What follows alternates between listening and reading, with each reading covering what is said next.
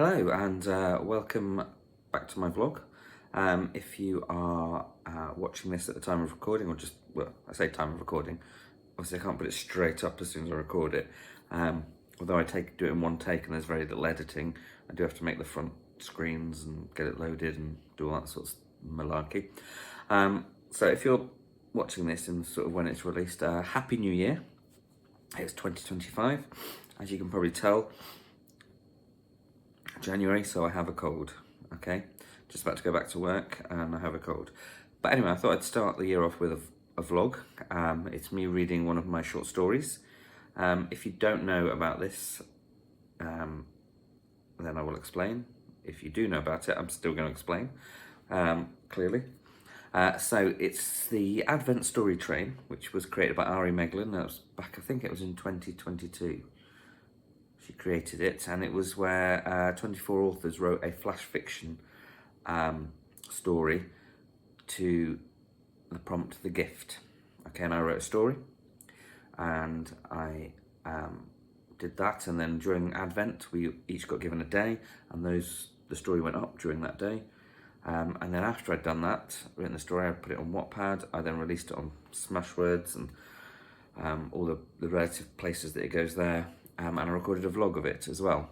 Okay, well the great news is in 2024, for Christmas, Ari Meghlen did the same thing again. And I took part once more, and this time the prompt was surprise. So my story is called The Box. Okay, and this is me reading my story. It's already on Wattpad. It's on my website, on my blog. It is also on, what am I thinking? It's not Smashwords anymore. It is on Smashwords, it still exists, but it's merged with Draft Digital. So it's on loads of different platforms there as well. Okay, so now I'm doing my vlog of the story of me reading it. So the prompt was surprise.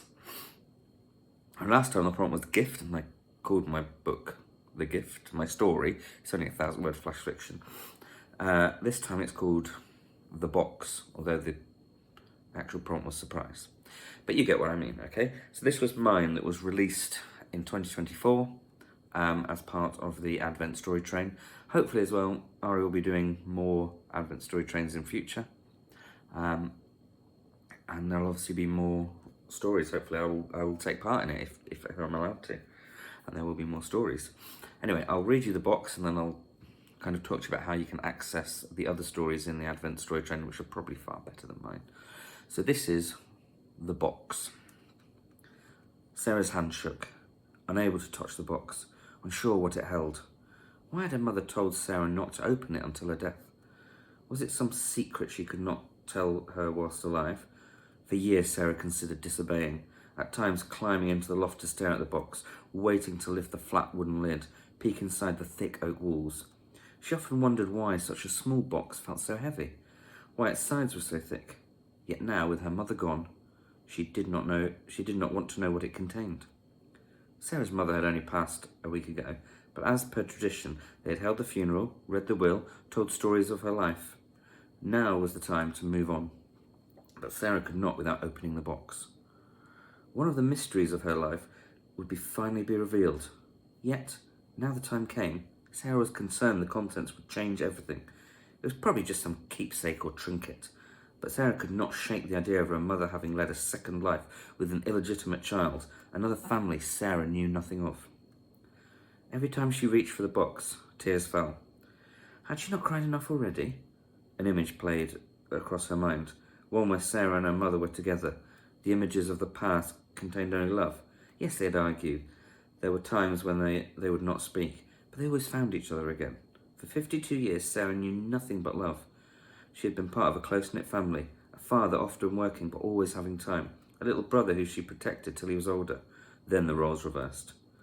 Every thought made this box more of a burden, made her think her childhood was a lie, that something bad had happened and the secrets were hidden in a box that had sat in her loft for 20 years. Her head told her to leave it, to hide it, or throw it away, but her heart yearned for her mother and to do right by the amazing woman that had raised her, that not following her wishes would be a betrayal. How bad could it be? And if it were horrendous, she was strong enough to take the burden, hide it from her father, her brother, her husband, their 2 sons. No, she needed to do this. With a loud sniff, she sucked up snot that threatened to dribble from her nose, not wanting to wipe it on her sleeve. Her mother might not be there, but she would disapprove. Sarah did use her sleeve to dry her eyes, then picked up the box in one quick movement. If she hesitated, she would not do this. Something rattled inside as her hands shook. Sarah placed the box on one palm, lifting the lid with the other. Her eyes widened, jaw dropping. It was beautiful. The box contained a jewel, the largest she had seen, carved into the rough shape of a human heart. The whole thing was a deep blood red. A smile played across Sarah's face. This must have cost a fortune. Her heart beat faster as she forgot her worries, her concerns about her mother's past flying from her mind to be replaced by a future of yachts, fine wine and trips abroad. Sarah inherited a healthy sum of money even though her dad still lived, but this would set her for life. The tears rained down again. Guilt filled her body. For a moment greed had overcome her. In her thoughts she had betrayed her mother but was actually being given a new life. Sarah sat and sobbed for almost 5 minutes before gaining control, constantly whispering sorry to her late mother. Sorry for doubting her, sorry for being ungrateful, sorry for not being a better daughter, a better person. All these things we tell ourselves about how we were horrible beings when we were perfect the way we were and could not have done any more. Placing the box on the floor and allowing her body to stop shaking, Sarah reached for the jewel, considering which stone it was. Red surely meant ruby, but she had never seen one this size. It might be fake. Maybe she would not be rich. In that moment, having money did not matter. She would trade all the riches in the world to have her mother back. The jewel was cold to touch, like ice, but did not burn her skin. As she raised it in her fist, Sarah's eyebrows contracted. The jewel seemed weightless, as if only its smooth sides revealed its presence. An image appeared in front of her. With a gasp and more sobs, Sarah saw her mother standing before her. But this was not the woman at the moment of death. This was a young lady in the prime of life. Sarah only recognised her from old photos she had seen. Surprised, the image said. Mum. Sarah knew this to be a figment of her imagination, but went with it. Just having her mother back felt so good. Sarah's mum reached out a hand. As Sarah reciprocated, a figure appeared behind her.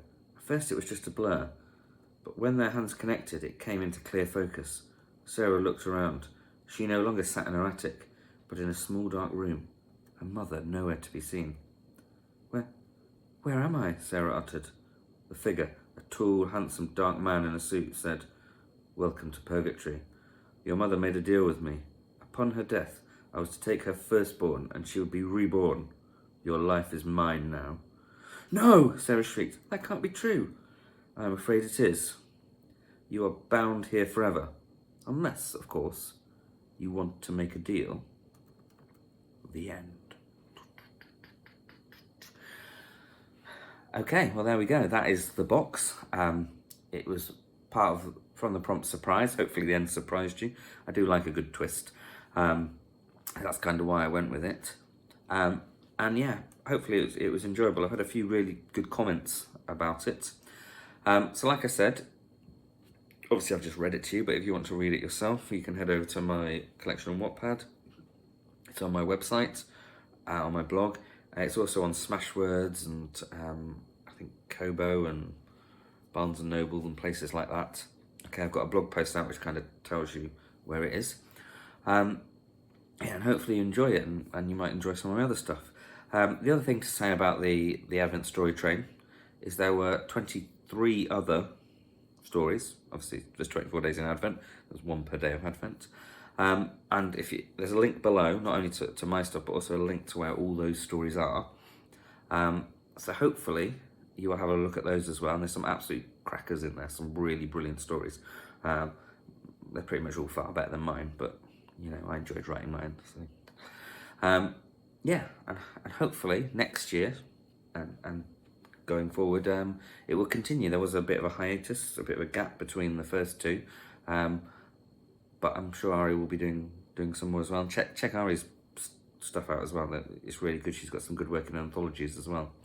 So yeah, I will stop waffling about stuff now. Hopefully you enjoyed that. And yeah, you can like, you can subscribe, you can comment on it, and I'll see you later. Thank you. Bye.